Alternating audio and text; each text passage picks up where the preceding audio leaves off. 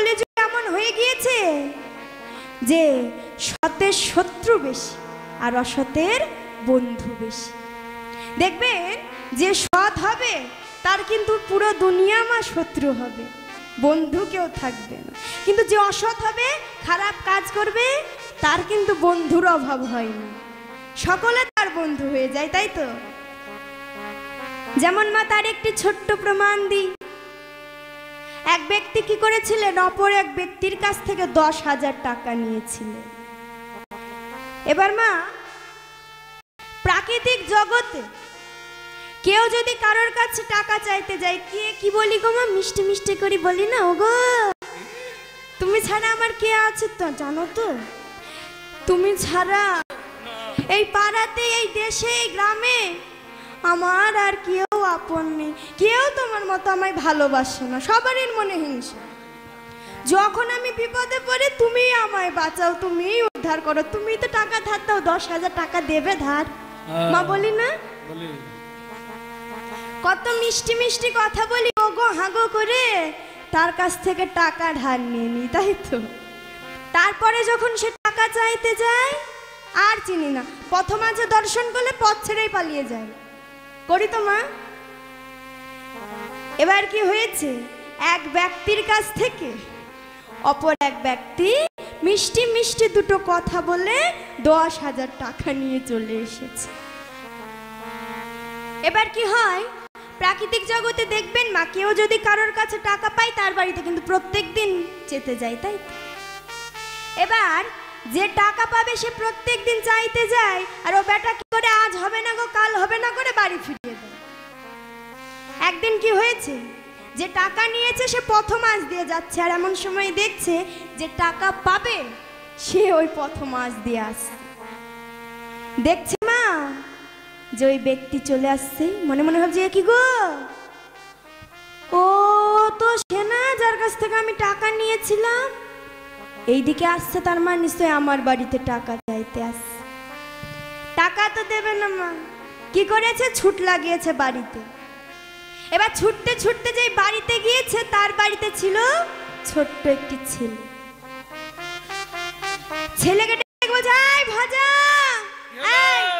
ওই দেখ বাবা তো জেঠু আসছে, শোন তো জেঠু যদি আসে তুই বলবি বাবা বাড়িতে নাই। তুমি তো বাড়িতেই আছো। কি বলছে মা? বলছে শোন, আমি যদি চিটিংবাজ হই তুই কি হবি?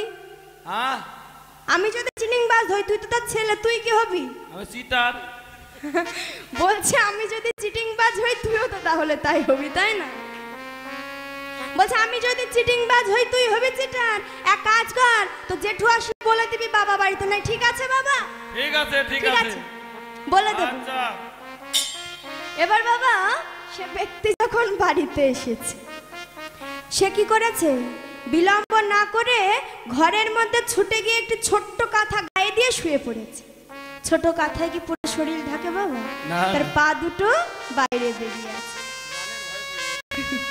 কোন রকম জড়িয়ে করিয়ে শুয়ে আছে যাতে দেখতে না পায়। এবার কি হয়েছে মা, ব্যক্তি যখন বাড়িতে এসেছে ছেলেকে ডেকে বলছে, বাবা ভজা, তোর বাবা কই? বাবা? হ্যাঁ। বাবা তো বাড়িতে নেই জেঠু। কোথায় গিয়েছে রে? আমি তো বলতে পারবো না। ও মা, তোর বাবা কোথায় গিয়েছে বলে যায়নি? বলছে না তো জেঠু, আমার বাবা কোথায় গিয়েছে আমায় বলে যায়নি। বেশ, সেও তো বাবা চতুর কম না, তুমি প্রত্যেকদিন আমাকে ঘুরিয়ে দাও ফিরিয়ে দাও, আজ আমি তোমার বাড়ি ভালো করে দেখে তারপরে যাব। কি করেছে, ঘরের দিকে উকি মেরেছে, হঠাৎ করে পা দুটো বাইরে বেরিয়েছিল, পুরো শরীর তো ঢাকেনি, পা দুটো দর্শন করেছে। দর্শন করে ভজাকে ডেকে বোঝাই, বাবা বাবা শোন, তুই যে বললি তোর বাবা নাকি বাড়ি নাই, ওই তো ঘরের মধ্যে দুটো পা দেখা যাচ্ছে, ওই দুটো কার? ওই তো ঠ্যাং আছে, বাবা নাই। কি গো মা, বলছে ঠ্যাং আছে বাবা নাই। তদ্রূপ কলিযুগে আমরা তো মানুষ সকলে, তাই না? মানুষ তো সকলে, কত সুন্দর দেখতে না, ভগবান হাত দিয়েছে, পা দিয়েছে, চোখ দিয়েছে, বদন দিয়েছে, কতই না সুন্দর করে বানিয়েছে। মানুষ তো আমরা সকলে, কিন্তু মানুষের চামড়া গায়ে দিয়ে থাকলে কি মানুষ হওয়া যায়? যায় না। মানুষ আমরা সকলে জগতে মানুষ তো আছে, কিন্তু মানুষের মনুষ্যত্ব নেই, কাণ্ডজ্ঞান। তদ্রূপ মা, মানুষের চামড়া গায়ে দিলে তো মানুষ হওয়া যায় না, আর বৈষ্ণব সাজলেও তো বৈষ্ণব হওয়া যায় না। কেন যায় না? কেননা দেখবেন বাবা, কলিযুগ তো এমন হয়ে গিয়েছেন বাবা, সকলে না, সকলকে বলছি না, কিছু জন আছে যারা সাধু সাজে, ভক্ত সাজে, কিন্তু তার আদতে কিন্তু সাধু নয়। কেন? তারা সাধু সাজে কিন্তু সাধু না। কেননা প্রাকৃত সাধু, প্রাকৃত বৈষ্ণব, প্রাকৃত ভক্ত কেমন করে চিনবেন? দেখবেন যে প্রাকৃত ভক্ত হবে, প্রাকৃত বৈষ্ণব হবে, সে কখনোই বলবে না আমি সবকিছু জানি। কেন?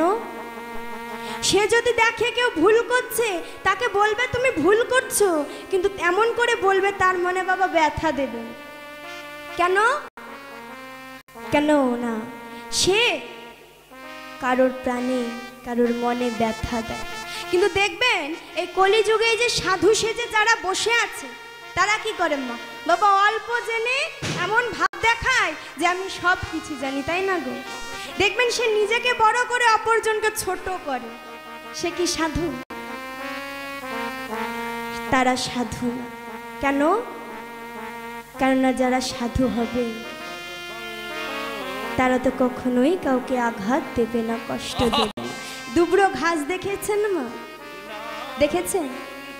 দুবড়ো ঘাসের ওপরে যদি কেউ পা দিয়ে চলে যান, দুবড়ো ঘাস কি মাথা তুলে দেখে? দেখে। কেন? সে কিন্তু মাথা নিচু করেই থাকে। তদ্রূপ বৈষ্ণব যে হবে, তাকে যদি কেউ আঘাত দেয়, দুটো বড় কথা বলে, তবুও কিন্তু সে ঘুরে একটি কথা বলবে না। তাই মা এখান থেকে কিন্তু ভক্ত চেনা যায়। তবে আপনাদের এখানে তো মা সবই ভক্ত, আপনাদের মধ্যেই যে মা এত ভক্তি আছে, এত প্রেম আছে, সকলের মধ্যে কিন্তু থাকে না। কেননা কেউ ভক্তি নিয়ে জন্মায়, আর কারো জন্মানোর পরে ভক্তি হয়। তাই গৌর হরি। আর আপনাদের তো মা আগে থেকেই, তাই ভক্ত তো সকলে হতে পারে না। তাই আজ কি করেছে? আজকে বলছেন যে সাধুর সঙ্গ করলে সাধু হয়, চোরের সঙ্গ করলে সে চুরি করাই কিন্তু শেখে, ভালো কিছু শিখতে পারে না। তাই মা আজ কি করেছে? বলছে বৃন্দাবনের বড় চোর হচ্ছে আমার গোবিন্দ, আর সাধু হচ্ছে আমার রাধা রানী। তাই ওই রায় সাধুর পরশ পেয়ে যেন ওই শ্যামচোর সেও যেন আজকে সাধু হয়েছে। তাই মা যেই আজকে বৃন্দাবনে সকল দ্বিজকুলেরা গান করছে, সখীরা দেখছে শুধু দ্বিজকুলেরা গান করলে তো হবে না, সাথে আমরাও যোগ।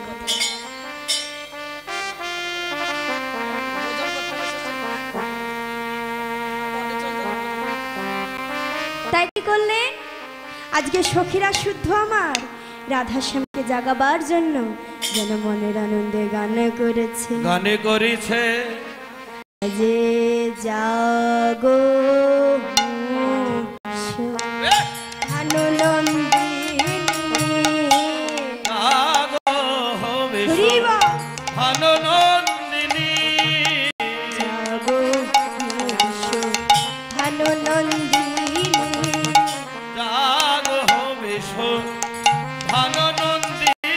জাগো মোহন যুব রাজে, জাগো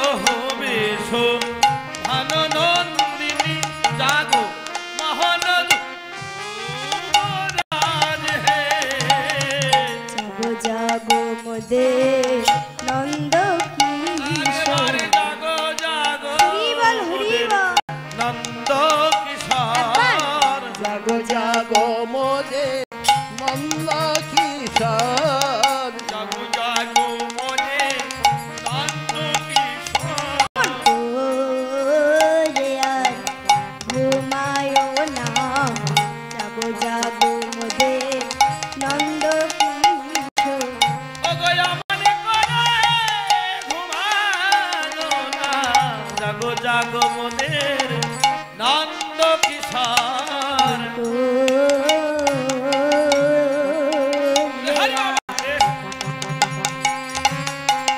ঘুমায় না জাগো জাগো মোদের নন্দ কিশোর অমন করে আর ঘুমায় না জাগো জাগো মোদের নন্দ কিশোর রে আর ঘুমায় না একবার যে জেগে জগৎকে জাগাও অমন করে ঘুমায় না জেগে জগৎকে জাগাও আর অমন করে ঘুমায় না রে আর ঘুমায় না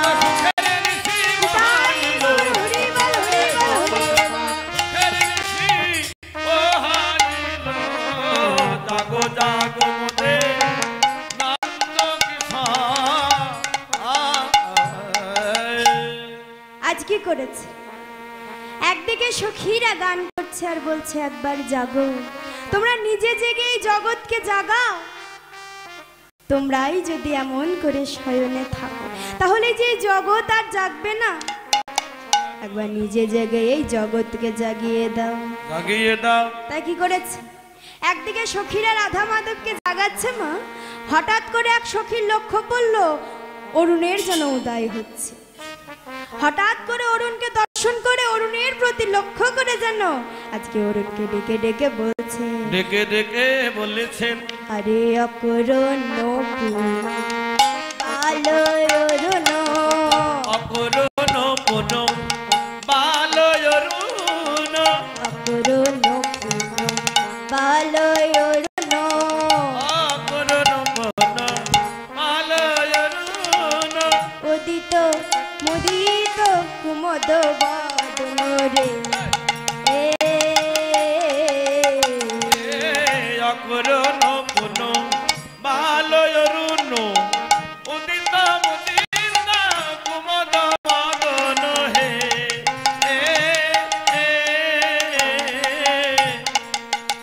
অরুণ উদিত কুমদ মুদিত উদিত কুমুদ মুদিত রে উদিত কুমদ মুদিত রে উদিত কুমুদ মুদিত রে অসময় উদয় হলি উদিত কুমদ মুদিত রে অসময়ে উদয় হলি উদিত কুমুদ মুদিত রে সময় উদয় হলি তোর বালক গেল না রে অসয় অসময়ে উদয় হলি বালক সভা গেল না রে অসময়ে উদয় হলি বালক সভা গেল না রে অসময়ে উদয় হলি অসময়ে উদয় হলি উদিত কুমুদ মুদিত রে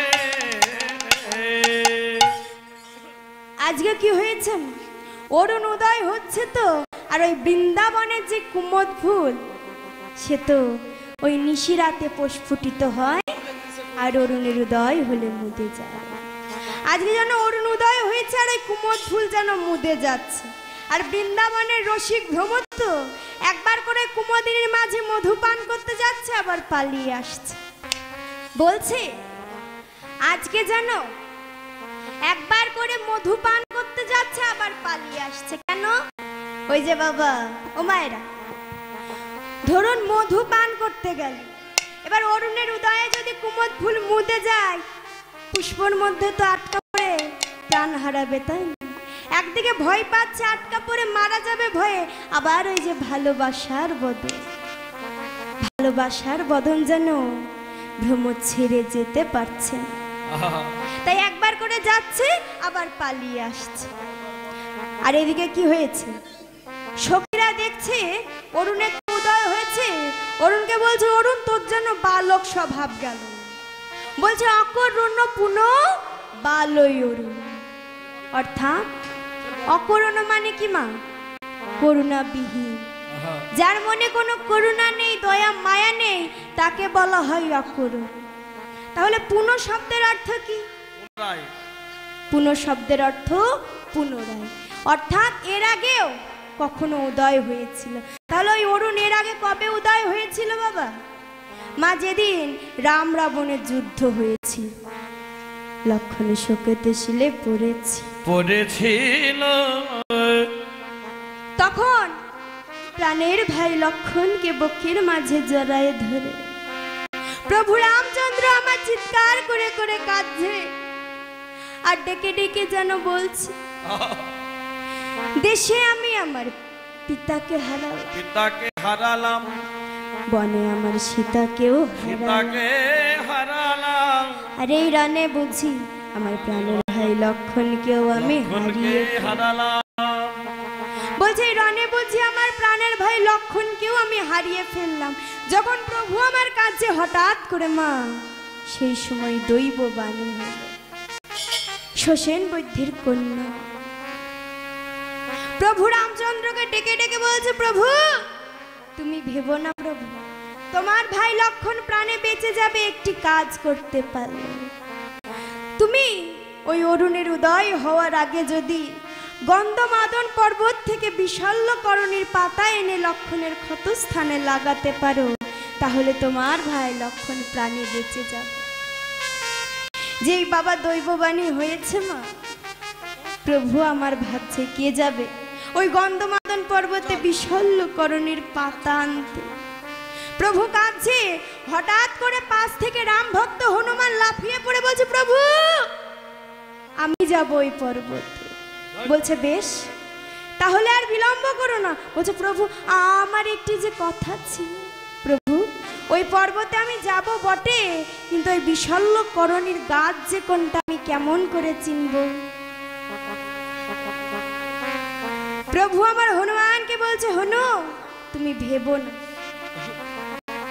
তুমি ওই পর্বতে যাও যেটা বিশল্যকরণীর গাছ, আমি সেই গাছের নিচে প্রদীপ জ্বালিয়ে রাখবো, তাহলে তুমি চিনতে পারবে কোনটা বিশল্যকরণীর গাছ।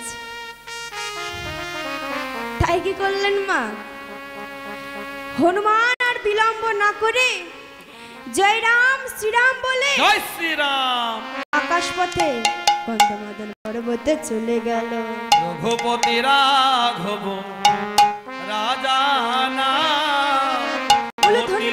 পাবন সীতারাম, রঘুপতি রাঘব রাজা রাম পতিত পাবন সীতারাম। আরে রঘুপতি রাঘব রাজা না পতিত পাবন সীতারাম, রঘুপতি রাঘব রাজা রাম পতিত পাবন সীতারাম। আরে রঘুপতি রাঘব রাজা না পতিত পাবন সীতারাম, রঘুপতি রাঘব রাজা না পতিত পাবন সীতারাম। জয় শ্রীরাম। জয় রাম শ্রীরাম বলে ওই আকাশ পথে গন্ধমাদন পর্বতে গিয়ে যেই মা পর্বতে নেমেছে, হঠাৎ করে কি দেখে গো, ওই গন্ধমাদন পর্বতে যতগুলি বৃক্ষ ছিল সব বৃক্ষের নিচে প্রদীপ জ্বলছে। মনে মনে ভাবছে কি করে বুঝবো কোনটা বিশল্যকরণীর গাছ? হনুমান কি গো মা, কোনটা বিশল্যকরণীর গাছ চিনতে না পেরে বাম হস্তের দ্বারা পুরো গন্ধমাদন পর্বতকে তুলে নিয়ে আকাশ পথে ফিরে আসছে। আর এমন সময় হনুমান দেখতে পেল যেন অরুণের উদয় হচ্ছে। মনে মনে ভাবছে দৈববাণী তো হয়েছিল, অরুণের উদয় হয়ে গেলে আর লক্ষণকে প্রাণে বাঁচানো যাবে না। কি করলেন চতুর্থ বাবা, আর বিলম্ব না করে অরুণের কাছে গিয়ে যায়, এই কে তুমি? কে তুমি? আমার নাম, হ্যাঁ আমার নাম হচ্ছে ভানু দেবতা। ভানু দেবতা? তোমার নাম কি? বলছে আমার নাম হচ্ছে হনু। হনু? হ্যাঁ। বাহ, কত সুন্দর মিল না বাবা নামে, ভানু হনু। ভানু হনু। হ্যাঁ, বলছে তুমি ভানু আমি হনু, নামের কত মিল, তাহলে এসব মিতালি পাতায়। এই বলে বাবা আলিঙ্গন করা ছলা করে বগলের নিচে চেপে ধরেছে। কেমন চতুর! বগলের নিচে চেপে ধরে আকাশপতি প্রভু রামচন্দ্রের কাছে এসে এক হাত দিয়ে প্রণাম করছে। প্রভু বলছে, কি হনুমান, হনু তুমি এমন করে আমাকে এক হাত দিয়ে কেন প্রণাম করছো? আর দেখি তোমার বগলের নিচ দিয়ে অর্থাৎ হাতের নিচ দিয়ে কিসের আলো উঠছে দেখি। যেই মা হাত তুলেছে দেখছে অরুণের উদয় হয়ে গিয়েছে। যেটুকু সময় অপূরণ ছিল পূর্ণ হয়ে গেল। সেই জন্য দেখবেন যখন অরুণের উদয় হয় আগে হট করে উঠে পড়ে না, তারপরে কিন্তু ধীরে ধীরে উদয় হয়। যেটুকু সময় অপূরণ ছিল অরুণ পূর্ণ করে নিল, আর প্রাণের ভাই লক্ষণও প্রাণে বেঁচে গেল। তাই বলছে, ওই যে সেই দিন উদয় হয়েছিল, আজ যেন রাধা মাধব আমার শয়নে আছে, আজকে যেন আবার ওই উদয় হয়েছে। তাই বলছে, চমকে চুম্বি চঞ্চুরি পদ। আর কি হয়েছে? বলছে চমকে চুম্বি, অর্থাৎ ওই যে রসিক ভ্রমর চমকেই উঠছে আবার ফিরে আসছে, তাই না? তাই যে দেখেছে অমনি এক সখী অপর এক সখীকে ডেকে বলছে, এই সখী দেখ, এত যে বেলা হয়েছে রাধা মাধব তো শয়নে আছে, এখনো কি কিছু রজনী বাকি আছে বল? পাশ থেকে সখী বলছে, কি জানি রে সজনী, এখনো কিছু রজনী বাকি আছে কি না তা তো আমি জানি না। আরে কি জানি সজনী, রজনী কি জানি সজনী, রজনী জানি সজনী, রজনী জানি সজনী, রজনী ঘু ঘু ঘনায়ে ঘসতই ঘু ঘু ঘু ঘনা ঘসতই ঘ। তাই আজকে কি করলেন? বলছে কি জানি সজনী রজনী থোর, আর ঘু ঘু ঘনয়ে ঘসতই ঘোল। একদিকে সখীকে জিজ্ঞাসা করছে, আরে যে বৃন্দাবনে মা ঘুঘু পাখি যেন ঘু ঘু ঘু রবে ডাকছে। কেমন যে ঘু ঘু ঘু ধ্বনি করেছে। বৃন্দাবনে দেখবেন মা প্রভাতকালে কিন্তু আর একটা ঘু ঘু ধ্বনি শোনা যায়। কোন ঘু ঘু? ওই যে গোয়াল মায়েরা ভান্ডর মধ্যে দধি দিয়ে তার মধ্যে দ্বন্দ্ব দিয়ে দধি মন্থন করেন, সেখানে কিন্তু একটা রব হয়, কি ঘু ঘু ঘু। হয়তো মা আজকে যেন ওই ঘুঘুর রবে আর এই ঘু ঘুর রবে যেন মিশামিশি হয়ে গিয়েছে। তাই যে ঘুঘু ডাকছে, আর বৃন্দাবনের কপত পাখি কি করেছে? ওই পথ দিয়ে যাচ্ছে, বিলাসকুঞ্জের দ্বারে বসে ঘুঘু ডাকছে তো, আর কপত পাখি যেতে গিয়ে শুনতে পেল ঘুঘু ডাকছে। বিলম্ব না করে ছুটে গিয়ে ঘুঘুকে ডেকে বলছে, এই ঘুঘু, এতদিন ধরে বৃন্দাবনে বাস করে যাচ্ছ, এইটুকু জানো না? রাধা শ্যাম যখন শয়নে থাকে তখন যে চিৎকার করতে নেই রাধা মাধব যে জেগে যাবে। এই ঘুঘু, তুমি বকো কম, অমন করে বক বক করো না। বক কম। আরে বক বক বক বক কম। আরে বক বক কম। বক বক বক কম। রাধা গোবিন্দ ঘুমায়ে আছে, বক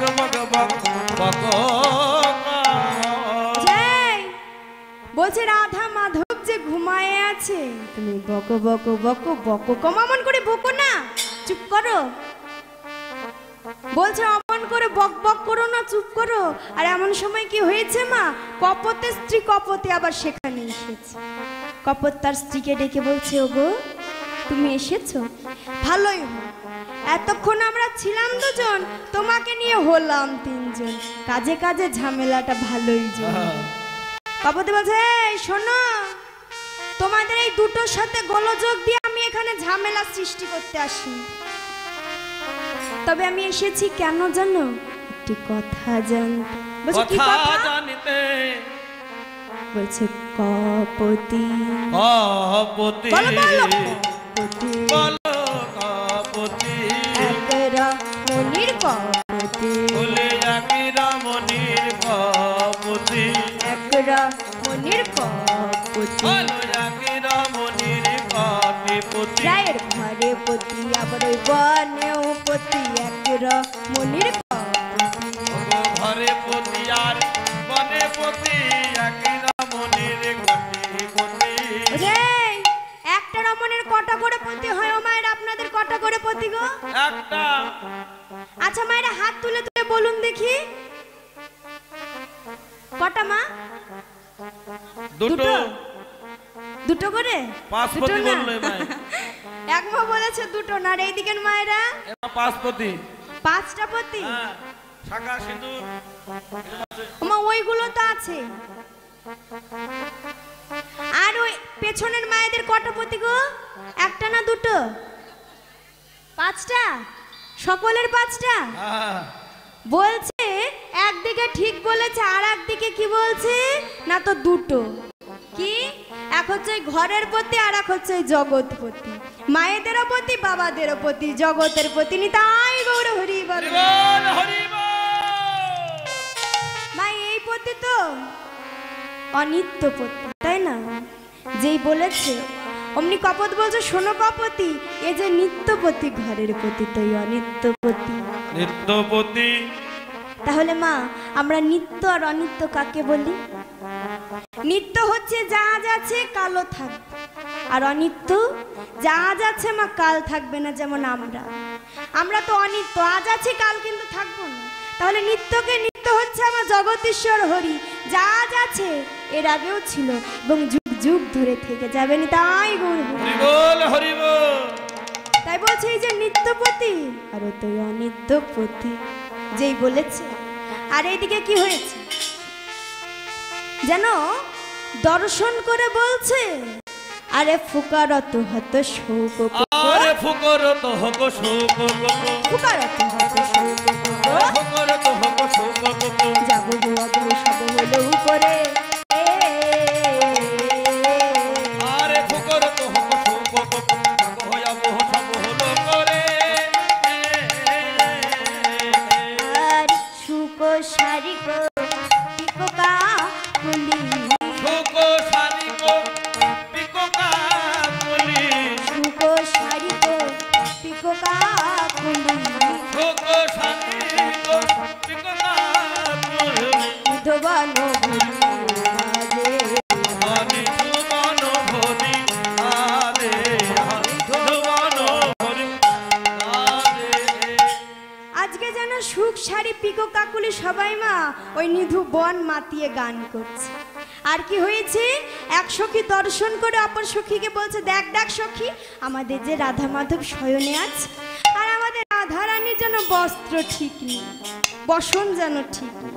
বলছে গলিত ললিত বসন সাজে, আর মনে জুতো বেনি ফণি বিরাজ। কি মা বলছে? মনি যুথ বেনি ফণি বিরাজ, অর্থাৎ ওই রাধারানীর যে বেনি সে যেন আজকে ফণির রূপ ধারণ করেছে। কেন? গোবিন্দের সাথে তো বাবা শয়নে আছে, আর ওই গোবিন্দের মাথায় ময়ূর পুচ্ছ থাকে না। বেনি ভাবছে ওই ময়ূর পুচ্ছ যদি ময়ূর হয়ে আমায় গেলে কি করে? ময়ূরীরা সর্প দেখলে গিলে নেয় না? বলছে আমাকে যদি গিলে ফেলে সেই ভয়ে যেন আজকে ফেনি হয়ে বেনি রাধারানী কুচো জৌরক মাঝে লুকিয়ে আছে।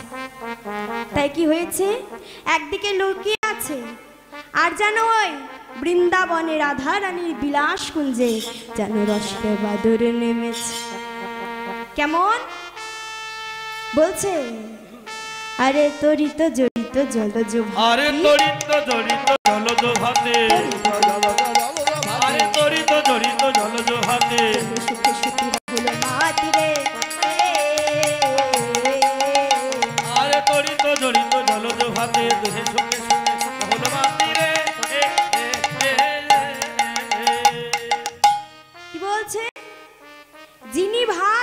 রসবাদর পরমই আদর সেজ। আজকে যেন বিলাসকুঞ্জে আমার রসের বাদর নেমেছে, তবে রসের বাদর নেমেছে বাবা, কিন্তু যখন ভাদরের বাদর নামে অর্থাৎ ভাদ্র মাসের বাদর, তখন কি সকলে ভেজে? আজকে কিন্তু এই রসের বাদরে সকলে ভেজছে, কিন্তু এই ভাদ্র মাসের ওই বাদরে কিন্তু সকলে ভেজে না। তাহলে কারা ভেজে কারা ভেজে না? এই যে মায়েরা বাবারা প্যান্ডেলের তলে যারা বসে আছে তারা ভেজে না। বলছে মা রসের এই হচ্ছে ভাদরের বাদরে, ভাদরের বাদর যদি নামে অর্থাৎ এখানে এখন হঠাৎ করে পরিশন শুরু হলো, কারা ভেজবে গো? যারা ওই প্যান্ডেলের বাইরে আছে তারা ভেজবে, কিন্তু যারা ভেতরে আছে তারা ভেজবে? ভিজবে না। কেন? তারা তো আশ্রয় করেছে। কিন্তু যারা বাইরে আছে তারা কিন্তু আশ্রয় করেন, তাই তারা বরিশন আসলে কিন্তু ভিজে যাবে। তার মানে যারা মায়ার ছত্র ধরে বসে আছে তারা ভিজবো না, আর বাইরে যারা থাকবে তারাই ভিজবে। কিন্তু রাধা মাধবের যে রস বাদর, সেখানে কিন্তু মা সকলকে ভিজতে হয়। সকলে ভিজে, কেমন না তো কেউ যোগে ভেজে কেউ বিয়োগে ভিজেনি, তাই ভিজতে কিন্তু মা সকলেই হয়, সকলকেই হয়। তাই আজকে যেন রসের বাদর নেমেছে। আর এইদিকে কি হয়েছে বলছে, আরে টুটলকিয়ে ফুল ধন, আরে টুটলকিয়ে ফুল ধন মন, টুটলকিয়ে ফুল ধন, আরে টুটলকিয়ে ফুল ধন মন, বিয়ের তিরানে ভিল তনু শোনো রে, আরে টুটলকিয়ে ফুল ধন মন, বিয়ের তিরানে ভিল তনু শোনো রে। আর সমর মাঝে পড়িল রাধা রাধা সখী সঞ্চাইল নইলে পাবে কে?